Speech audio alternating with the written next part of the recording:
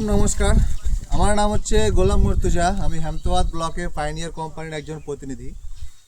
আজ আমরা এসেছি নদা গ্রামে পাইনিয়ার P35 ভুট্টার কাটাই দিবস উপলক্ষে। তো আজ আপনাদেরকে দেখাবো পাইনিয়ার P35 ভুট্টার প্রথম বৈশিষ্ট্য, যেটা হচ্ছে এই ভুট্টাতে দেখবেন প্রতিটা মোচাই এক সমান এবং মোটা।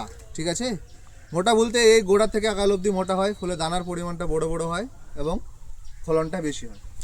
এর 2 নম্বর বৈশিষ্ট্য হলো আপনারা এই 35-32 একরে 36,000 গাছ লাগানো যায়।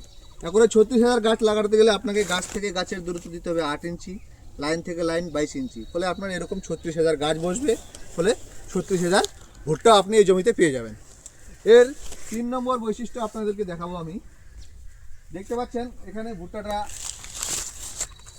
গাছটা কাঁচা আছে কিন্তু ভুট্টাটা পেকে গেছে। ফলে কি হয়েছে বলেন তো, লাস্ট অবধি এই ভুট্টাটাকে গাছটা খাবার দিতে পারছে, ফলে এর ওজনটা বেশি হয়। দেখতে পাচ্ছেন এখানে।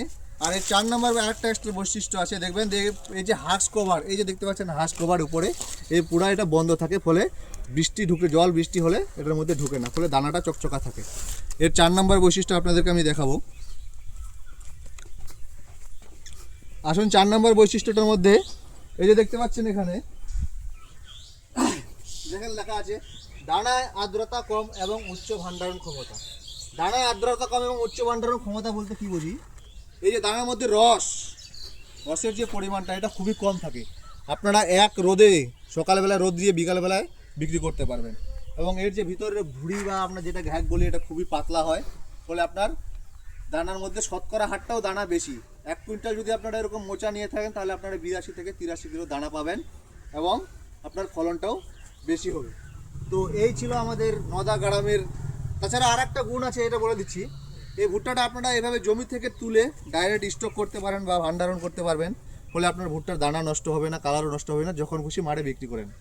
তো এই ছিল আমাদের নদা গ্রামের P35-32 হারভেস্টিং। ফলন আপনাদের মোটামুটি একরে 54 কুইন্টাল ফলন দাঁড়াইছে। আশা করি সামনের বছর আরও ভালো হবে এবং ভালো লাগাবেন। নমস্কার।